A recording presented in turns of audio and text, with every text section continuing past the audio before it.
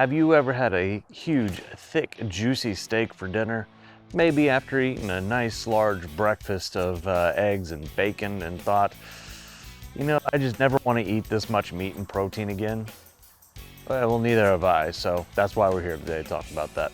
As we jump into this video here, guys, I just wanted to tell you again, remind you again, that the Easy Veins, they are having a sale right now where you can get 10% off plus get 2 free veins. Do the code down below at the bottom here. They are giving my subscribers a discount code here, so if you want to get some amazing veins that you can take on and off the arrow really easily. Let's say you're doing target practice at home with your new bow and your new arrow setup, because now's the time when you start tinkering whenever you're not ready for hunting season, right? So you're tinkering with your new setup and you get some really good hits and your broadhead just shaves off some of your fletches. It's really easy to take the Easy Veins off of the shaft there. Just pull them off. A lot of times I don't even need to cut them off. I can just literally pull from the end with just a dab of glue on the front, pull from the end, pull that off, or I can slide my knife across, peel it off, and then just slide another one on and I'm ready to go. I don't need fletching jigs. I don't need tons of glue on the arrow. I don't have to scrape all the glue off of that. I can put one little small bead on there, slide the shaft of the Easy Vein on there, and I'm ready to rock and roll. So if you're ready to get your discounted Easy Veins, follow the link below and let's get into the video.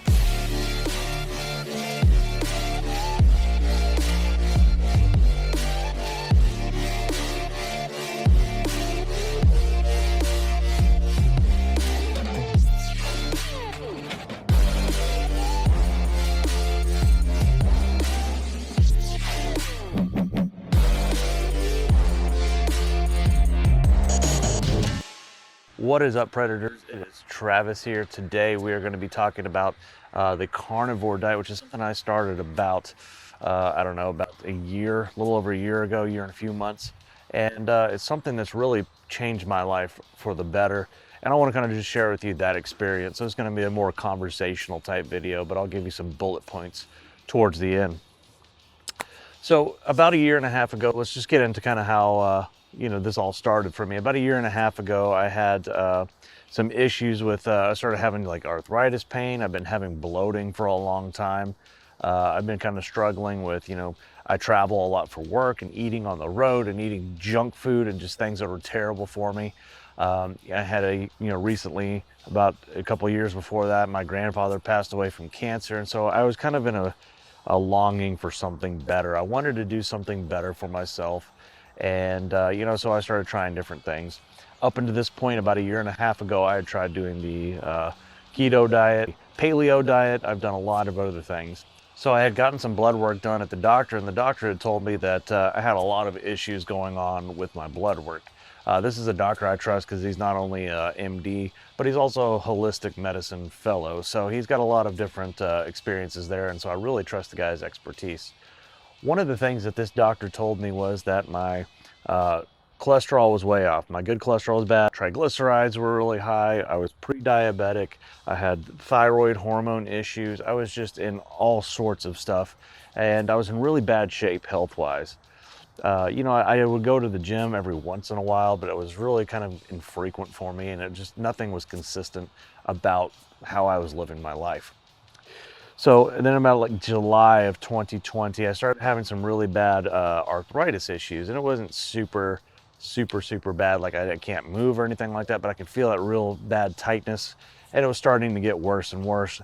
Progressively through November of 2020, I had had some more issues with the joints, and long story short, by November, I was like, okay, I've got to change something with my life. This pain is getting too ridiculous. I'm too young to be having these arthritis pains and this gut bloating and all this stuff going on. I need to do something drastic, because changing to the keto diet, changing to this other stuff helped, but it didn't fix the problem. I've been feeling for a while that I've been having some kind of gut issues. I've been having some kind of food sensitivity issues because I was always just felt bloated.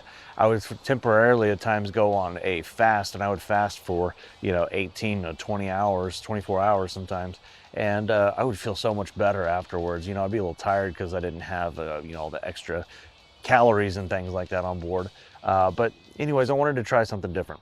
So what I did is I decided to remove everything from my diet. I got out a piece of paper and I made a list, and I made a list of everything that I knew upset my stomach. And then there were some things I knew that were questionable.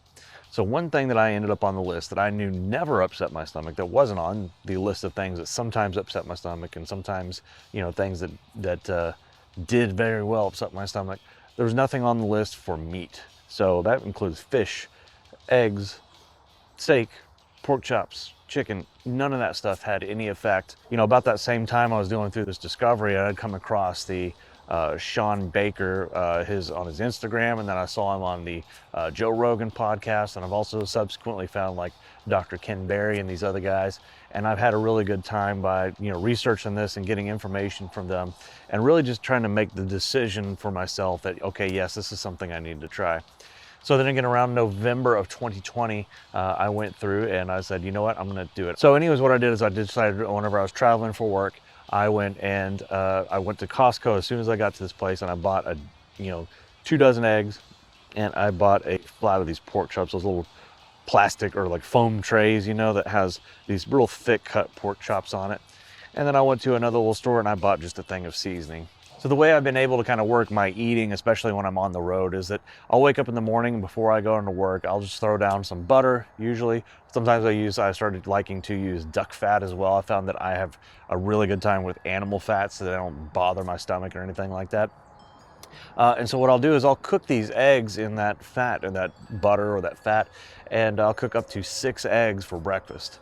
I usually do fried eggs and everything in there, but every once in a while I'll mix it up and I'll do a little bit of scrambled eggs or something like that. So I'll eat those 6 eggs for breakfast, and that was what I found even from the first day of trying this diet, is that having those eggs for breakfast was enough protein and enough really good fat, especially with that added fat that I cooked it in. It was enough to carry me through the entire day and not have a bunch of issues with, oh my gosh, I'm hungry, I'm starving. So with my job, I work in healthcare, but I'm not working for a hospital. I'm working at individual hospitals. I travel around as a rep, basically. And what I do is, I'll go through these places and I'll, show them their equipment and I'll let them try things. And while they're trying it, I can't go eat lunch. I can't leave the hospital. I can't leave that system by itself. So what I end up having to do is go in there and just completely skip lunch. If there are cases to do in the OR with this, I can't eat lunch. So I found that was the first thing that I fixed. I used to have Cliff bars and little snack bars and these little protein snacks and things like that with me. I don't even worry about it anymore. After I have those eggs for breakfast, it sounds like a lot. A lot of people are like, oh man, I can't even sit and eat 6 eggs. And for instance, my wife actually has an issue where she can't actually eat fried eggs anymore. It bothers her stomach too bad. It kind of makes her kind of nauseous. And so she has to eat something with it. I think there's something else going on with her where she's got a kind of a carb addiction, if you will, but we'll go into that another time. So anyways, 6 eggs for breakfast. That gets me through all the way till dinner time. And what I'd do is I would go and I'd work all the time till about 4 or 5 o'clock. Whenever I got out of there, first thing I'd do is go get something to drink, grab my change of clothes, and I'd hit the gym. And this is, again, I haven't eaten yet. So I found personally that working out on an empty stomach helped me a lot. But anyways, I go to the gym, spend an hour and a half at the gym, sometimes 2 hours if I was really feeling like I could push it. And then I would go back to the hotel. I'd go season the steaks with some salt. Sometimes they use pepper, which is not technically on the carnivore diet or like the lion diet, but I think it's close enough that it's dried, and a lot of that stuff is, the things that could upset you are not in there. And for me, I found that it doesn't upset me. If obviously I had issues with the pepper, I would not put it on there. So anyways, again, diving into this, I would cook those pork chops, throw it down on the grill at the hotel, and then I would take them back to my room and eat 2 thick pork chops. It was like almost about 1.5 pounds of meat or so. But anyways, that was enough to carry me through all the way till the next morning. So it's been really interesting because I found out a lot of things with this diet. I found out a lot of things about myself, and I found out how much for me it's worked. So I'm gonna try to break this next part down and just talk about, the things it's fixed and why. And then kind of after that, I'll go into, just kind of randomly talking about some of the things. So talking about the things that I had wrong. So my cholesterol. After doing this for a month straight, the same process I was talking about, I went to the doctor and I said, hey, let's go ahead and get checked out. Let's do more blood work, And, this doctor always does very, very thorough blood work. Every time I go there to get blood work done from him, I end up giving like 9 to 12 vials of blood. Sounds like a lot, and it is. So anyways, what I did is I went to this doctor, And I didn't tell him I was on a diet because, you know, he is a vegan or he's a vegetarian. He's an Indian guy, and I respect that. But I told him, you know, I think a lot of people, even doctors that I trust, if they tell them, you know, hey, I'm going to go on a diet that's just eating 100% meat, you know, then I think they're going to kind of look for something to be wrong, you know, not in a positive way, like, oh, I'm trying to find every little thing, but they're going to say, oh, well, you know. Anyways, I just didn't want them to skew the results. So long story short, I went in there and I said, you know, I really need to get a real detailed checkup. You know, I've been having a little bit of issues with some arthritis and stuff, but I just want to go ahead and get a really thorough checkup. So he goes, okay. You know, seeing my blood results from last time, he goes, okay, let's go ahead and do that same blood test again. So we went ahead and did that same like 9, 10, 12 panel blood test, all those different vials of blood. And after all that test, I'm going to remind you, cholesterol is bad. Both good and bad cholesterol are bad.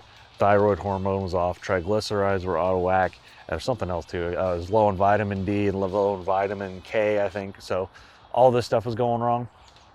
Next time I got this blood test, everything was fine. It was November, and you know, spending a lot more time busy in the hospital. I spent a lot of time under fluorescent lights in the operating room, and so I was a little low on vitamin D, but that was one of the easiest things to fix.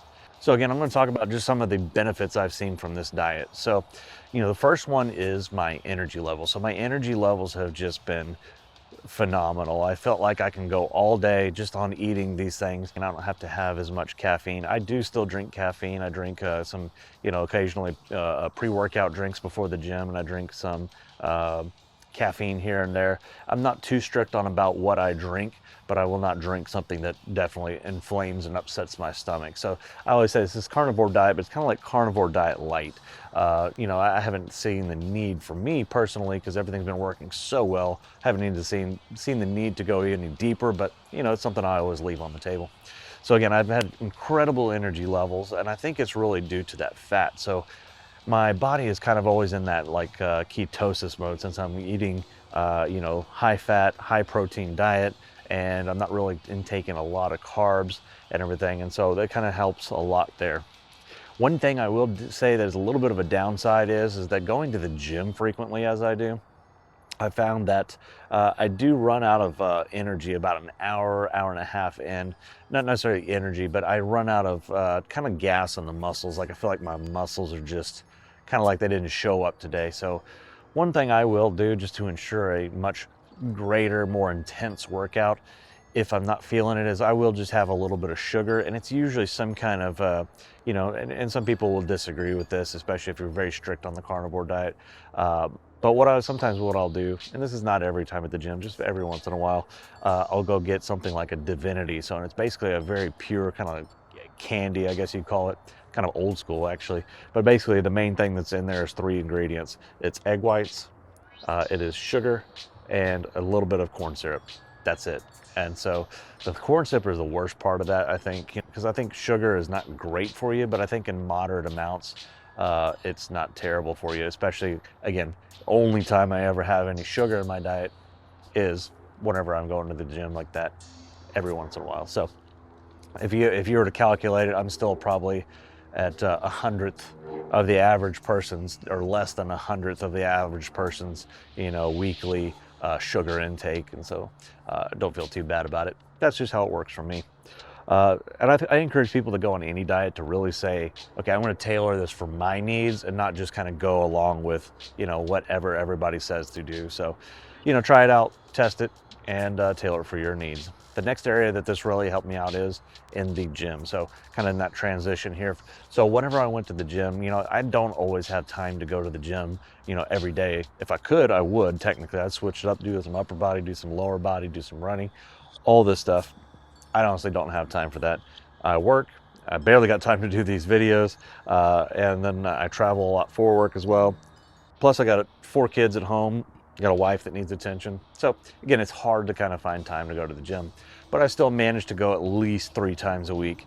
And this is a really cool thing that I found, is whenever I get really busy and the deadlines are in, I have no time to go to the gym that week, because I'm taking in so much protein, I don't lose muscle mass. So before, whenever I was on what I call the everyman's diet, you know, eating carbs, eating sugars, eating bread and all this stuff, I would find that as I go through the week that I would steadily kind of lose a gain. So let's say I work out on Monday.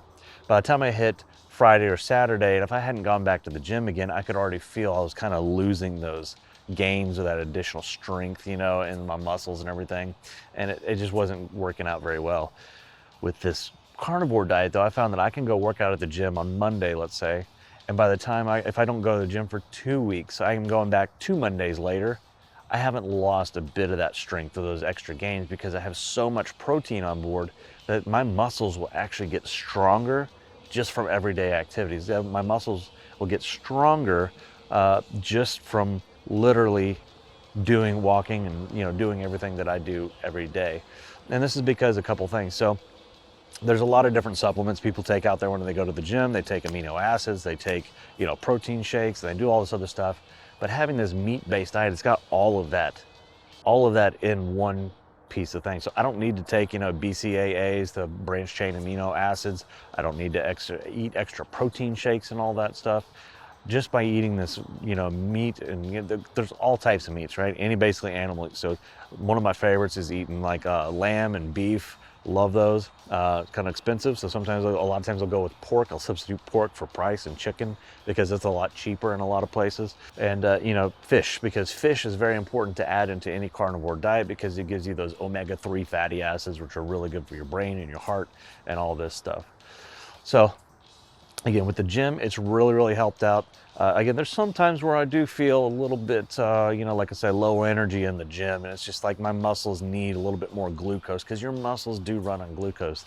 And there is some glucose inside the meats and everything. But this is, again, where I kind of draw a line where I'm like, okay, I need a little bit more because if I don't have a very inspired workout, I'm not doing myself any favors.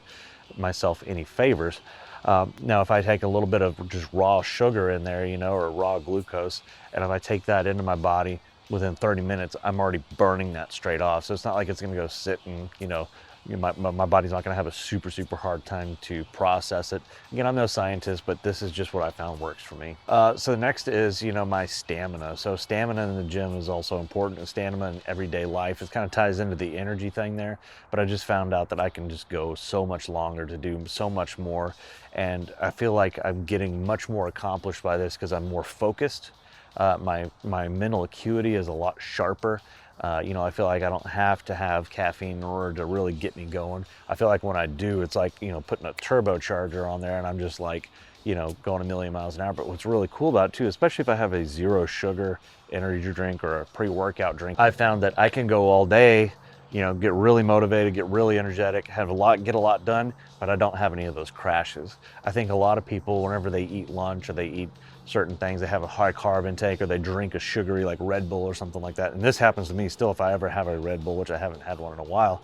But whenever I have a Red Bull, it will make me get that kind of sugar crash where I'll get up and I'll come up for a little while and then I just immediately plummet and drop. So inflammation is the next topic here. So bodily inflammation. So again, I was telling you I struggled from issues with my joints, really my thumbs were getting really bad, and doing certain things like even with my archery, whenever I'm holding my release and drawing back my bow and everything, I just felt like, my joints were just real creaky and they're just having issues with them. This has really fixed a lot of that. That's getting taken care of. That inflammation I've gotten in my joints has gotten a lot better. And that's been great. My skin has started looking a lot better. Having all that fat, I can stand up to the cold. It's been really cold lately. You can see my hands. It's probably cold enough I should be wearing a jacket out here. Probably got some diamond cutters here too. But anyways, yeah, being able to stand up to the cold and normally my hands dry out really bad. I think that goes into some of my thyroid things too, by having that low thyroid system output, then my hands get real dry and start cracking. A couple of years ago, I was on a iodine supplement to help with that, and it did help, but I don't need that anymore. It might be because I'm eating my fish. I get a little bit more natural iodine in my diet, but it's helped tremendously. So a couple other weird benefits that I've had about this, let's just talk about it like straight out of the gate here. Well, third thing anyways, is let's talk about my gut. So this kind of ties in with the inflammation and stuff like that, but one thing with my gut is And if you start this diet by yourself, this is really important to know and to understand, is that I'm trying to put this delicately. About 3 days, 2 to 3 days into eating only meat, what's going to happen is your body is going to purge everything out of it, all those nasty things, all the carbs and all the bread and stuff that you eat every day. Your body's going to want to purge that out, and so you're going to get this kind of initial, like almost diarrhea-like symptoms, and just know that that's completely normal. But what's really interesting though is, and a lot of people don't really talk about this when they talk about the carnivore diet, but one of the great things is, and especially working a very busy job too, is that you don't go poop much, okay? There's not much coming out the backside. So I was talking about earlier about how meat has a lot of amino acids and things that are good in it, and they help you, the amino acids are what help you take that protein and bond it to the muscles so that you don't lose muscle mass, especially when you haven't been going to the gym. Well, whenever you, another great thing about the meat is that it is very high bioavailability. What does that mean? So bioavailability is basically the ability for your body to take that, digest it into something that it can use, right?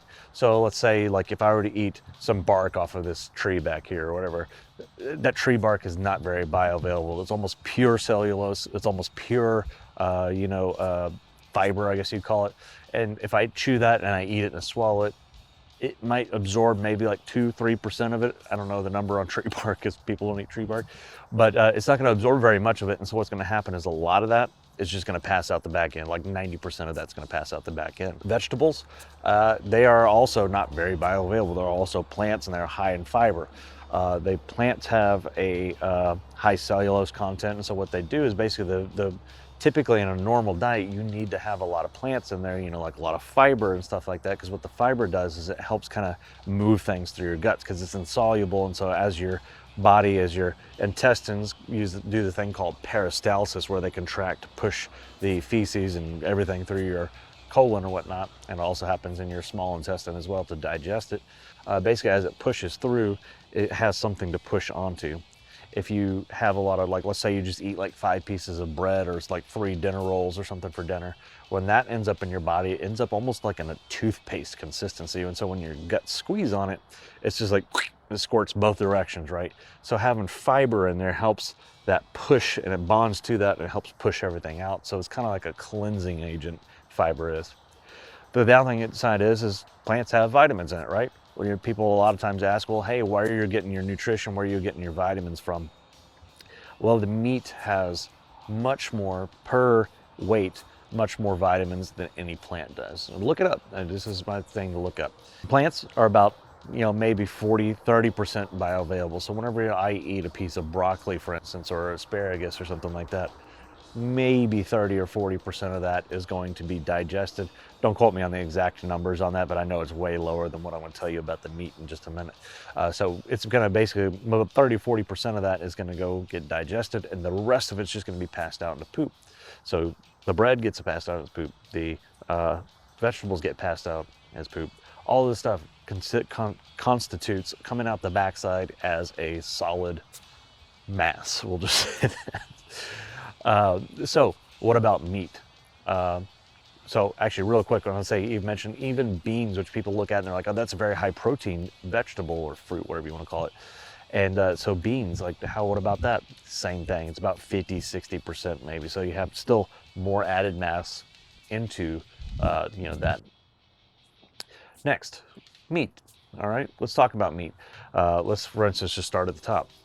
The eggs, 99% bioavailable. So what does that mean? Let's say you were to change your diet and you were to eat nothing but eggs, you're an ovivore or whatever. That means that basically you're almost not going to poop, because 99% of that material that comes from the eggs is going to be digested and come into your body. So basically, as food passes in your mouth, goes in your stomach, it gets kind of riled up in your stomach, goes down into your small intestine. When it gets down into the small intestine, it passes through a long series of tunnels that are your small intestine there. And as it passes through there, these little hairs grab onto everything, and that acid from your stomach as well, it kind of breaks everything down slowly, and it starts getting absorbed into the body through that system. As it passes through your small intestine, basically when it gets to your large intestine, the only thing that's left in your large intestine basically is water, and it's going to be any fecal matter. So What does that mean? So basically your large intestine, or your colon, is going to absorb any water out of whatever is left and then pass the rest out through your back end, basically, as poop. So again, eggs, 99% bioavailable.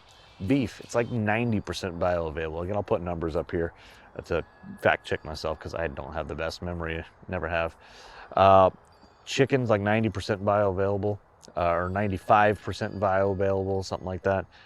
Beef, again, 90%. Pork is about 88, 90% bioavailable. Fish is about 85% bioavailable, somewhere in that region. So these things, basically, whenever I eat those meats, most of that just gets digested.